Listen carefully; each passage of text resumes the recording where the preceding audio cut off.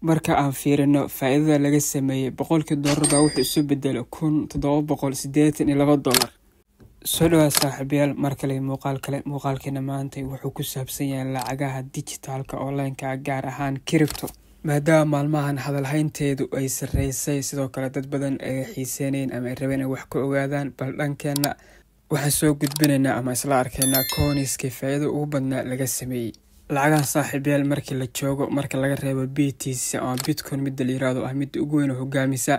kuwa kale waxa loo qaybiyaa wax lagu kala magacaabo altcoins iyo meme coins waana kuwa laga sameeyay faa'iido ugu badan markii la joogo suuqan hadaba waxa isla eegaynaa dhowr coin oo ku saabsan kuwaas ay soo sheegay faa'iido laga sameeyay mid ka horeeyo aan isla eegayno wuxuu ku jiraa meme coinska wuxuuna ka mid yahay kuwa faa'iido ugu badan ee 2024 laga sameeyay magaciisa waxa la yiraahdaa Binance Square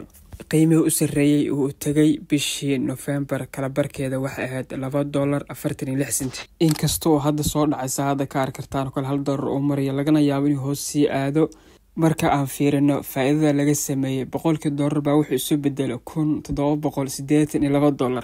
taasoo runtii ah faa'iido inaba aan caadi ahayn coinka labaad aan isla eegayno waa XRP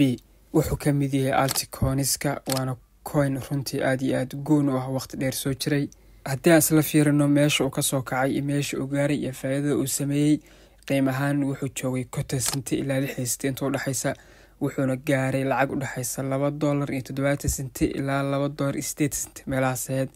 qiyaastii marka haddii aan faa'iido ahaan u fiirino waxay ka dhigan tahay inuu kacay 5 jibaar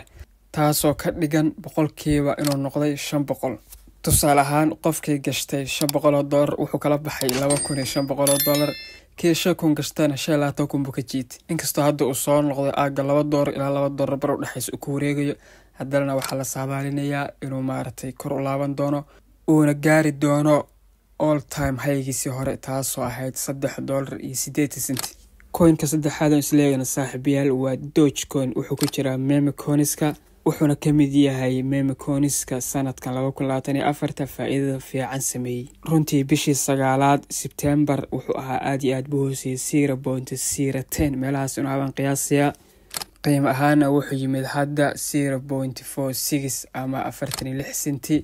taasoo faa'iido ahaan ka dhigan boqolkiiba inuu kacay 400 bimatalan qofkii $100 gashtay wuxuu kala baxayaa 400 halka kii kun gashtayna uu kala baxayo 4000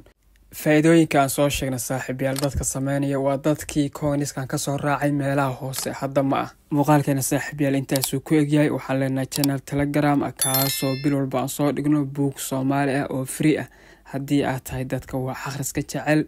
waxaan rajaynaynaa meesha ku soo biiri doontid waxaan aaminsanahay buugaagtaas inay noqon doonaan kuwa ku anfaca oo aad ka heli doontid ugu dambeyntii saaxiibayaal waxaan ka codsanayaa muuqaalka haddii aad soo gaartay dhamaadkiisa inaad maartay like na saartid subscribe na noo tiraadid aad iyo aad ba u mahadsantiin runtii